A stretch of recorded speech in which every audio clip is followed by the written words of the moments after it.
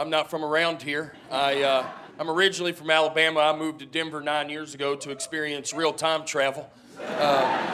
So that's been interesting. I mean, living there is a little bit of a different world. You know, the things that they're into, the things that they enjoy. They love to go hiking, which is, to me, it's hard for me to get into. Walk around the woods for 3 hours, listen for a woodpecker. It just doesn't do it for me. And the problem that I have with it is I just feel like especially first or second date should not be hiking. It makes you a psychopath.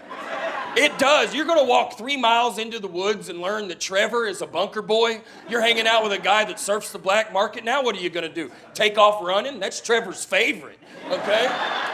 You've made a mistake. I don't understand this. And that's the way it is in Colorado. These crunchy folks, they just want to walk around the woods. You know, the moon's in retrograde. They're in a Subaru just really feeling it.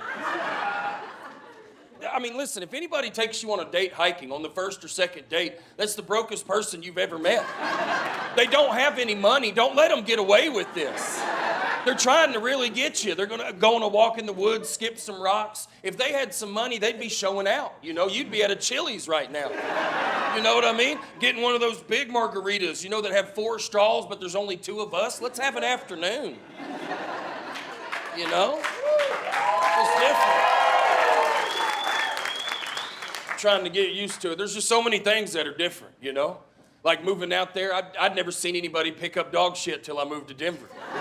I didn't even know people were doing it where I'm from. We just run over it with a lawnmower till we can't find it anymore. I never dreamed I'd see so many people so excited. I mean, as soon as it hits the ground, that's theirs. And I mean, y'all know HOA don't play, you know what I mean? And I can tell it's a good time because they start to spin that bag a little bit, you know? That's different to me.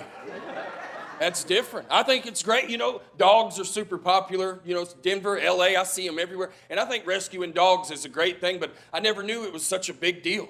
When you live out in the country, that's the only way we get ours. It is. If a dog sits in your yard for too long without a collar on, that's your dog. It's not a ticket to heaven or a Facebook post. You just got yourself your 3rd mixed lab, you know? And I feel like we earn ours out in the country, out in an open field, trying to wrangle in a weenie dog. It's not easy. You know, not every dog wants to hop in every truck. Some of them are trying to go home, you know what I mean? But I feel like people in the city, they make a big deal out of rescuing dogs, and they've got it the easiest. They go to an animal shelter, take a compatibility test, the dog's Scorpio, they can't believe that, you know? They've been hoping all week for a gluten-free poodle. Look at this, you know? Whole family can pet it, you know? Just a different world out there. I'm getting used to it. I'm a cat guy. Y'all would have never guessed that. Yeah, that's the loudest response. That's not real cat people. Real cat people just went like this, just very quiet. It took all the energy a cat person has to be here tonight. They didn't want to come out at all. Their friends forced them to be. Cat people don't yell like that. They send emails, you know? After the show, they're like, Derek, it's so exciting that you're a cat person. I have 7. How many do you have? I'm like, damn, Catherine, I can smell the piss through the keyboard. You know? I've just got 1. I'm a normal guy, you know? I'm a normal guy. I don't know. I like living in Denver. I talk about it on stage a good bit. There's a lot of hipsters there. And I don't have a problem with hipsters. They're some very nice people, you know? The real issue that I've got here, I feel like, is that hipsters are trying to take dairy from us, okay? They are. That's the only real issue I have, and some of y'all have fallen for it, you know? They've convinced y'all if you drink a glass of milk and take a shit, you got a bad butt on you. So I got to go around and remind everybody that dairy is, in fact, a consequence product. Okay? A dab will do you. And listen, if you're lactose intolerant or you got a stomach disease, I'm not talking to you, so unfold your arms. All right? This is for the 95% of the room that's going to eat 3 bowls of cereal and go, dairy's being mean to me. No, you did it to yourself. The problem we have with dairy is it holds us accountable. We hate accountability. Nobody ever has a long night with dairy and then sleeps till noon. It doesn't exist.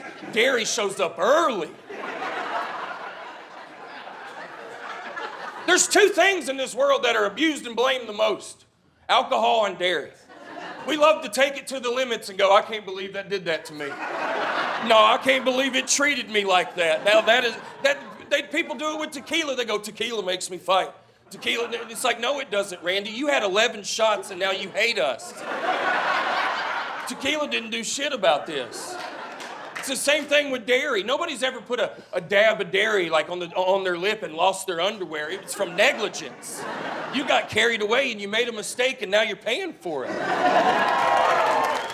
It's a hard lesson to learn. And everybody's tolerance is different with dairy. That makes it tough. You got to go find out on your own what's too much for you. You do. It's your own personal journey. Nobody's at a Mexican restaurant looking at a menu going, hey, do these nachos make you shit your pants? Because if they do, I won't order them. You know? No, Teresa, you're going to have to do some field work, okay? You're going to have to go and report back to camp and tell us what happened, you know? And that makes it tough on people. It really does. I'll tell you, the other night I made the biggest mistake. I ate a pint of ice cream before I went to bed. Y'all already know my final thought before I closed my eyes. Tomorrow we go to war. I already knew. I was like, sleep tight, Trojan. You've made a huge mistake. I mean, you've got a big one tomorrow, you know? Because I knew Derry wasn't going to let me sleep in. Derry's going to show up at about 4 a.m. Its first question is going to be, who do you think you are? No, look at me. Who do you think you are? And that's just Derry shooting you straight, you know? Telling you the truth. It's the Derry fairy, you know? And Derry likes to show up, like I said, 4 a.m. It's still dark outside. Your house is way colder than it should be. You know, you're sitting there shivering. You've already seen this Instagram already. And there you are, you're earning it. And you're going to be better for this. I mean, I break it down like this for people. I would never go to Taco Bell, eat 6 burritos, come out of the bathroom afterwards, look at y'all and go, hey, everybody. I am so allergic to 6 burritos from Taco Bell. I don't know if it was the 3rd or 4th one, but I had